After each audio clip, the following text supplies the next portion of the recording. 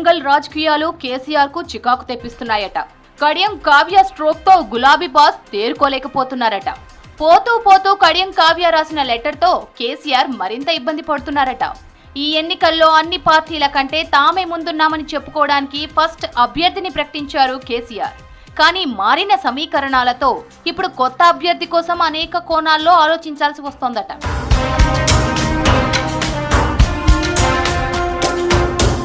ఒకప్పుడు బీఆర్ఎస్ కు వరంగల్ జిల్లా కంచుకోట.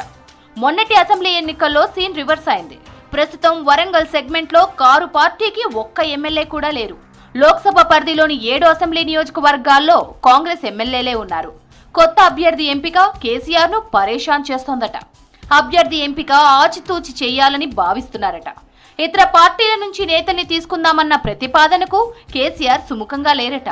కొత్త వాళ్లకు టికెట్ ఇస్తే ఇదే సీన్ రిపీట్ అయితే ఎలా అని ఎదురు ప్రశ్నిస్తున్నారట కేసీఆర్.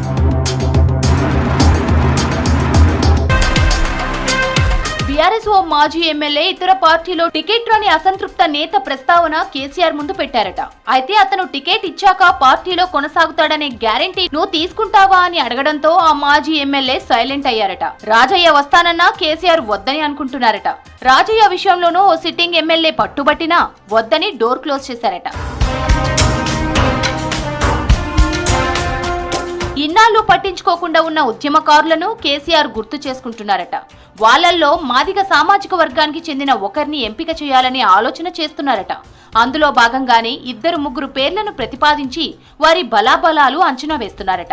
మాజీ ఎమ్మెల్యే పెద్ది సుదర్శన్ రెడ్డి భార్య పెద్ది స్వప్న, జోరిక రమేష్ పేర్లు ప్రధానంగా వినిపిస్తున్నాయట. పెద్ది సుదర్శన్ రెడ్డి మొదటి నుంచి పార్టీలో ఉండడం, ఉమ్మడి జిల్లా అధ్యక్షుడిగా పనిచేసి ఉద్యమ నేతగా గుర్తింపు ఉంది. అలాగే స్వప్న జెడ్పీ ఫ్లోర్ లీడర్ గా ఉద్యమ సమయంలో కీలకంగా పనిచేశారు.